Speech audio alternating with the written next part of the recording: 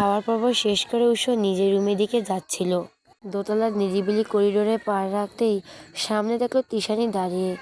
উৎস তাকে দেখেও না দেখার ভান করে পাশ কাটিয়ে চলে যেতে চাইলো, কিন্তু তিশানি যেন আগে থেকে ওত পেতেছিল। সে চাতক পাখির মতো তৃষ্ণার্ত চোখে তাকিয়ে রইল উৎসর দিকে। উৎস কয়েক কদম এগিয়ে যেতেই পিছন থেকে তিশানি করুণ কণ্ঠ ভেসে এলো, উৎস কেমন আছো? উৎস থামলো, তবে ঘুরে দাঁড়াতে কয়েক সেকেন্ড সময় নিল। এরপর শান্ত গলায় বলল, আলহামদুলিল্লাহ ভালো আছি। তিশানি বলল, আমি কেমন আছি জিজ্ঞেস করবেন না? উৎস বলল, আশা করছি ভালোই আছো। ভালো না থাকলে তো আর এত দূরে আসতে পারতে না, তাই না? তিশানি মলিন হাসলো। উৎস রুমে চলে যেতে চাইলে মেয়েটা আবারও ডাকলো, উৎস। উৎস বলল, আমি তোমার থেকে বয়সে বড়, সম্পর্কেও বড়, তাই তুমি আমাকে ভাইয়া বলে সম্বোধন করলে আমি বেশি খুশি হব। তিশানির বুকের ভেতরটা যেন মুহূর্তেই দুমড়ে মুচড়ে গেল। প্রিয় মানুষের মুখ থেকে এমন দূরত্ব মাখা কথা শোনার যে কতটা যন্ত্রণার তা কেবল সেই জানে। ধরা গলায় সে বলল, এত বছরের অভ্যাস কি একদিনে বদলে ফেলা যায় উৎস? পুষ্প নিস্পৃহ কণ্ঠে উত্তর দিল, একদিনে বদলাতে হবে না, সময় নাও, আস্তে ধীরে অভ্যাস করো। মানুষ চাইলে নিজেকে পরিবর্তন করতে সবই পারে, আসলে চাওয়াটাই আসল। তিশানি একটা দীর্ঘশ্বাস ছেড়ে বলল, তুমি ভুল জানো, চাওয়াটাই সব, সময় আসল হয় না। আচ্ছা, তুমি কি আমার উপর কি খুব রেগে আছো? উৎস এবার কিছুটা অবাক হলো, ভান করে জিজ্ঞেস করলো, রাগ কেন? রাগ করার মতো কি কিছু হয়েছে? তিশানি অপরাধ বোধে নুয়ে পড়ে বলল, আই অ্যাম রিয়ালি সরি উৎস, বিশ্বাস করো আমি তোমাকে হার্ট করতে চাইনি, পরিস্থিতি আমাকে বাধ্য করেছে। উৎস ঘড়ির দিকে তাকিয়ে নির্লিপ্তভাবে বলল, আর কিছু বলবে? মাত্র খেয়ে উঠলাম তো, শরীরটা ভালো লাগছে না, একটু বিশ্রাম দরকার। তিশানির চোখে কোনো জল চিকচিক করে উঠল। সে ধরা গলায় বলল, চোখের সামনে নিজের ভালোবাসার মানুষকে অন্ধকারে হতে দেখলাম। যে মানুষটাকে দিনরাত মোনাজাতে আল্লাহর কাছে চেয়েছিলাম, সে আমার হলো না, হলো এমন একজনের যেটাকে কখনো নিজের করে চাইনি। প্রকৃতির এ কেমন? উৎস আর তিশানির চোখের দিকে তাকিয়ে গম্ভীর গলায় বলল, রিজিক আর তকদিরে বিশ্বাস করতে শেখো তিশানি। যদি বিশ্বাস থাকে তবে ভাগ্য নিয়ে তার অভিযোগ থাকবে না। যা তোমার হওয়ার কথা নয়, তা হাজার কাঁদলেও তোমার হবে না। কথা বলে উৎস আর এক মুহূর্ত দাঁড়ালো না, গটগট করে নিজের রুমে চলে গেল। করিডোরে পাথরের মূর্তির মতো দাঁড়িয়ে রইল তিশানি। তার চারপাশের পাতা যেন ভারী হয়ে আসছে। সে ভাবছে, তপ্ত বালুর মতো এক মরীচিকার পিছনেই কি তবে এতকাল ছুটেছে সে? রূপকথা খাওয়া শেষ করে রুমে ঢুকে দেখলে উৎস উল্টো দিকে ফিরে শুয়ে আছে। সে যে জেগে আছে সেটা বোঝা যাচ্ছে তার শ্বাস প্রশ্বাসের ধরনে। রূপকথা রুমে ঢুকে ইচ্ছে করে দরজা একটু জোরে শব্দ করে লাগাতে, যাতে উৎসর দৃষ্টি আকর্ষণ করা যায়, কিন্তু কাজ হলো না। উৎস আগের মতো কাঠ হয়ে শুয়ে রইল। রূপকথা কয়েকবার কেসে গলা পরিষ্কার করলো, ড্রেসিং টেবিলের উপর জিনিসপত্র নাড়াচাড়া করে শব্দ করলো, তবু কোনো সাড়া নেই। শেষে কোনো উপায় না পেয়ে রূপকথা পা টিপে টিপে বিছানায় গিয়ে উৎসর পাশে শুয়ে তাকে পিছন থেকে শক্ত করে জড়িয়ে ধরলো। কাঁধের উপর চিবুক রেখে আদুরে গলায় বলল, কি হয়েছে? মেজাজটা কি এখনও সপ্তমে চড়ে আছে? এত ঢং করছেন কেন? উৎস পাথরের মতো নিশ্চল। রূপকথা তার হাল ছাড়ার পাত্রী নয়। সে উৎসর গায়ের উপর দিয়ে গড়িয়ে তার সামনে চলে গেল। উৎসর মুখের একদম কাছে মুখ নিয়ে বলল, সমস্যাটা কি আপনার? আমাকে এত ইগনোর করছেন কেন? আমি কি করেছি শুনে? উৎস দায়সারাভাবে বলল, জানি না। রূপকথা ভুরু কুঁচকে বলল, না বলে আমি বুঝবো কি করে? আমি কি অন্তর্যামী? উৎস চুপ করে রইল। রূপকথা এবার নিজের সূত্র ধরিয়ে দিল, তিশানি আপু এখানে আসবে সেটা আপনি আগে থেকে জানতেন কি না? এটা জিজ্ঞেস করেছি বলেই কি এত রাগ? উৎস আবার চোখ মেলে রূপকথার দিকে তাকালো, ভারী গলায় বলল, তোমার নিজের বিবেকের কাছে প্রশ্ন করো, উত্তর পেয়ে যাবে। অহেতুক সন্দেহ হওয়ার প্রশ্নবাণী জর্জরিত করার কোনো মানে হয় না। রূপকথা ঠোঁট উল্টে বলল, বিবেক নাই আমার, আর বিবেক নাই বলেই তো আবেগের বশে এমন উল্টাপাল্টা রিয়াক্ট করে বসি। এখন কি করবেন আর? কষ্ট মষ্ট করে একটু সহ্য করে নিন। ওইসব বিরক্ত হয়ে মুখ ফিরিয়ে নিয়ে বলল, আমার ভালো লাগছে না, সরো এখান থেকে। রূপকথা আরও জেদ ধরে উৎসর গায়ের সঙ্গে সেটে গেল। বলল, সর্বনাশ, দেখি কি করেন আপনি। উৎস শাসানো সুরে বলল, বিছানা থেকে টুপ করে ফেলে দিব কিন্তু। রূপকথার চ্যালেঞ্জ ছুড়ে দিয়ে বলল, দেখি কত সাহস আপনার। উৎস অন্যদিকে তাকিয়ে কথা বলছে, সেটা রূপকথার মোটেও সহ্য হচ্ছে না। সে ঝট করে দুহাত দিয়ে উৎসর মুখটা নিজের কাছ দিকে ঘোরালো। এরপর মুহূর্তের মধ্যে উৎসর নাকে নিজের নাক ঘষে তার গালে নিজের গাল ছুঁয়ে দিল। ফিসফিস করে বলল, ওরে আমার সন্টু মন্টু জামাইটা, রাগ করলে তো দেখি গাল দুটো টমেটোর মতো লাল হয়ে যায়। উৎসই আকস্মিক সোহাগে থতমত খেয়ে গেল। তার হার্টবিট যেন একটা বিট মিস করলো। সে থমথমে হয়ে বলল, কি বলছো এসব আবোল তাবোল? রূপকথা এবার উৎসর দুই গাল টেনে দিয়ে বলল, শাশুড়ির আদুরের বাবুটাই তো।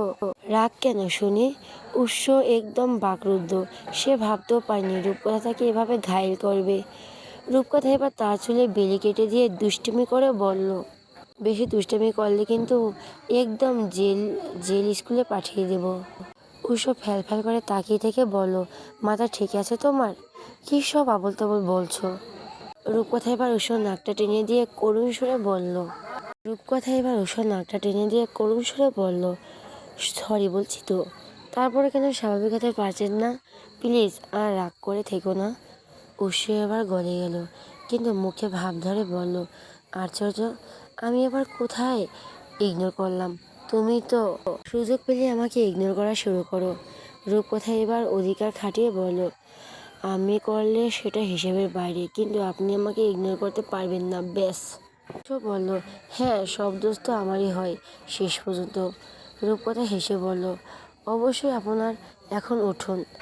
আর উৎস আড়মোড়া ভেঙে বলল, সব দোষ আমার, মেনে নিলাম। এবার দয়া করে একটু বিশ্রাম নিতে দাও, খুব ক্লান্ত লাগছে। রূপকথা বায়না ধরল, ঘুমানো যাবে না, আমি ঘুরতে যাব। উৎস চোখ বুঝতে বলল, যাও। রূপকথা লাফিয়ে উঠে বলল, তো উঠুন, রেডি হয়ে নিন। উৎস ক্লান্ত স্বরে বলল, সরি ম্যাডাম, আমি কোথাও যাচ্ছি না। রূপকথা কপালে ভাঁজ ফেলে বলল, আপনি না গেলে আমি কার সাথে ঘুরতে যাব, একা একা? উৎস মনে করিয়ে দিল, রাতের রিংকির হলুদ আর তুমি বলছো এখন ঘুরতে যাবে? একটু পর তো বাইরেই হইচই শুরু হয়ে যাবে। রূপকথা তো নাছোড়বান্দা, সে বলল, হলুদ তো রাতেই, এখন না, আমি এখনই যাব। উৎস পরিবারের জড়িয়ে ধরে বলল, আমি পারবো না, মন চাইলে একা একা ঘুরে আসো, আমি বাধা দেব না। রূপকথা এবার মুখ্য মচড়া ছাড়ল, গলার স্বর কিছুটা গম্ভীর করে বলল, আচ্ছা, আপনি না গেলে তবে আমি আপনার বন্ধু প্রান্তর সঙ্গে গিয়ে ঘুরে আসি।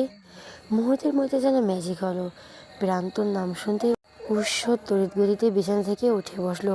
ভুরু কুচকে রূপকথার দিকে তাকিয়ে বলল, ঠিক আছে, রেডি হও তুমি। রূপকথা বিজয়ী হাসি দিয়ে বলল, এই তো শাশুড়ির পোলা এবার লাইনে এসেছে। উৎস সিরিয়াস ভঙ্গিতে বলল, জাস্ট 10 মিনিট সময় দিলাম, এর মধ্যে রেডি হতে পারলে তবেই বের হব। 1 সেকেন্ডও যদি দেরি করো তবে বের করলে হলো ক্যান্সেল।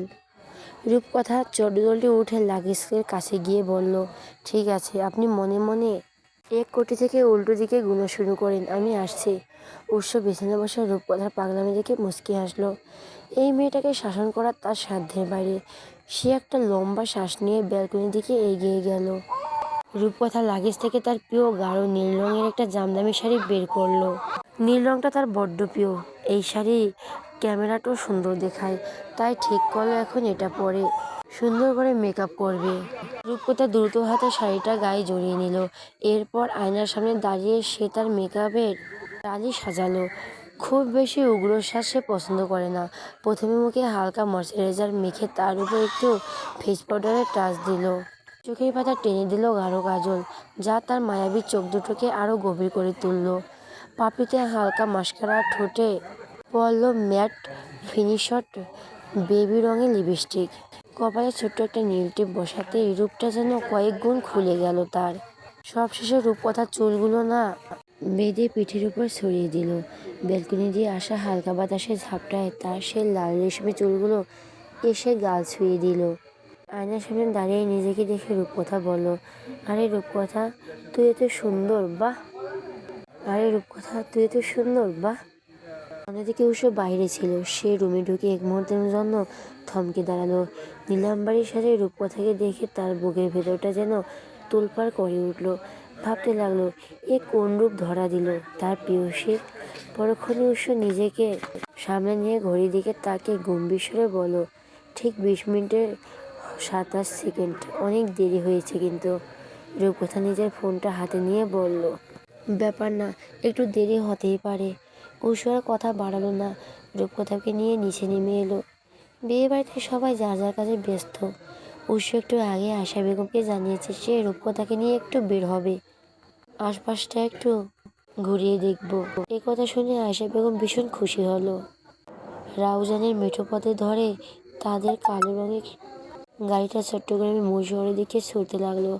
আজকের আবহাওয়াটা কেমন ঠান্ডা ঠান্ডা, আকাশটা একটু মেঘ দেখা দিয়েছে, রাস্তার দুপাশে সবুজ গাছপালা আর হালকা বাতাসে চারপাশটা ভীষণ লাগছে।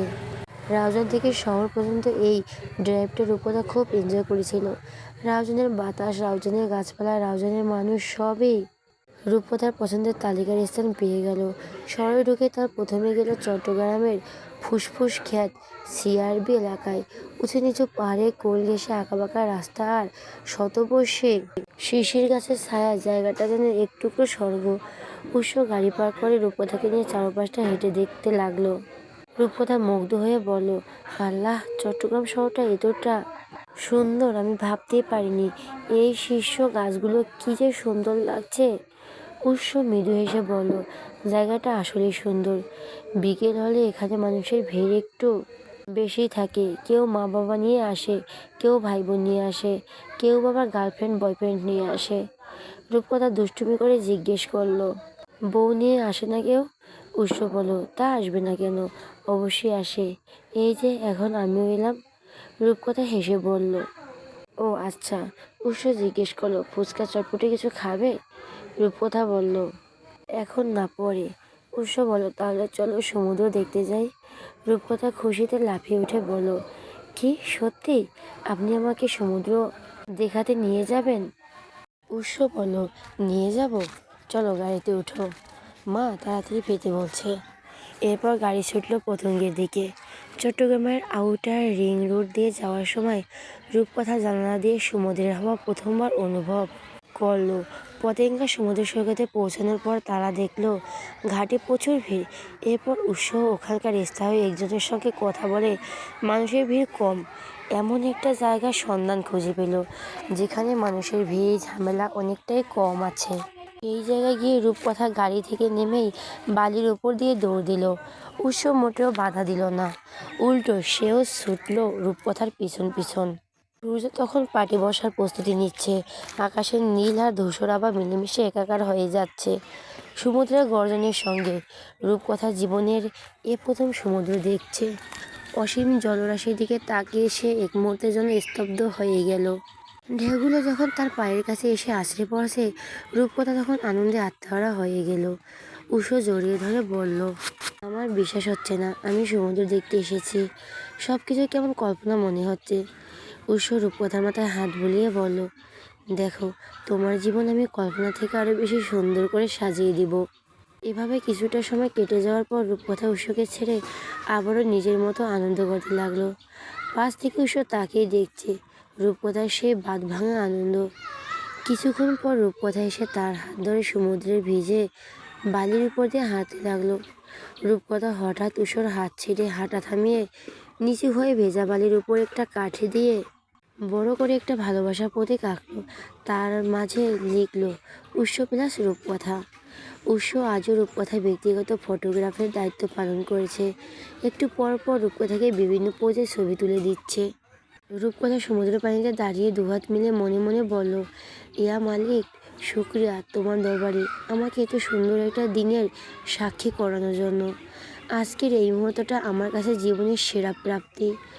আমি আজ প্রথমবার সমুদ্র দেখছি, আর সেই মানুষটার সাথে দেখছি যাকে আমি নিজের থেকেও বেশি ভালোবেসে ফেলেছি, যাকে হারানোর ভয় আমাকে তীব্রভাবে গ্রাস করে নিয়েছে। সাগরের এই নোনা পানির যেমন কোনো কমতি নেই, তেমন তার প্রতি আমার ভালোবাসার কোনো কমতি না হয়। আল্লাহ, তুমি দেখো তার বুকের বাম পাশটা আর তার পাশের কবরের জায়গাটুকু যেন আমার হয়। আমি যেন ইহকাল পরকাল দুটোই তার সঙ্গে কাটিয়ে দিতে পারি আল্লাহ। উৎস অনেকক্ষণ রূপকথাকে নিশ্চুপ দুহাতে মিলে দাঁড়িয়ে থাকতে দেখে তার কাঁধে হাত রাখলো। আকাশের শেরবিকেলের লাল আভা তাদের দুজনের মুখে এসে পড়ল। উৎস শান্ত গলায় বলল, এভাবে দুহাত মিলে দাঁড়িয়ে কী ভাবছ? রূপকথা কিছু না বলে উৎসকে শক্ত করে জড়িয়ে ধরলো। উৎসও ধরলো। তাদের উষ্ণ আলিঙ্গনের সাক্ষী হলো আকাশ, বাতাস, সমুদ্র, ঝাউবন আর আশেপাশের গুটি কয়েক মানুষ। সাঁঝবেলা ঘনিয়ে আসছিল। পতঙ্গেরা ঝাউবনের মাথার উপর দিয়ে এক ঝাঁক পাখি উড়ে যাচ্ছিল নীল দিগন্তে। রূপকথা উৎসর বুকে মাথা রেখে তাকিয়ে রইল সেই দিগন্তজোড়া জলরাশির দিকে। এক অদ্ভুত শান্তি আর ভালো লাগায় ভরে উঠল তার মন। উৎস রূপকথাকে ছেড়ে তার হাত ধরে বলল, চলো। রূপকথা জিজ্ঞেস করলো, কোথায়? উৎস বলল, বাড়িতে। রূপকথা বলল, আর একটু থেকে যাই না প্লিজ? উৎস বলল, আজকে না, অন্যদিন। রূপকথা আর কিছু বলল না। মন খারাপ করে উৎসর সঙ্গে হাঁটা ধরলো। উৎস রূপকথাকে গাড়িতে বসিয়ে পাশের একটা দোকান থেকে 2 লিটার পানি কিনে নিল। এরপর সেই পানি দিয়ে অতি যত্ন সহকারে রূপকথার পা ধুয়ে দিল। গাড়িতে রেখে যাওয়া জুতা জোড়া তার পায়ে পরিয়ে দিল। মুহূর্তেই রূপকথার মন খারাপ হয়ে উঠে গেল।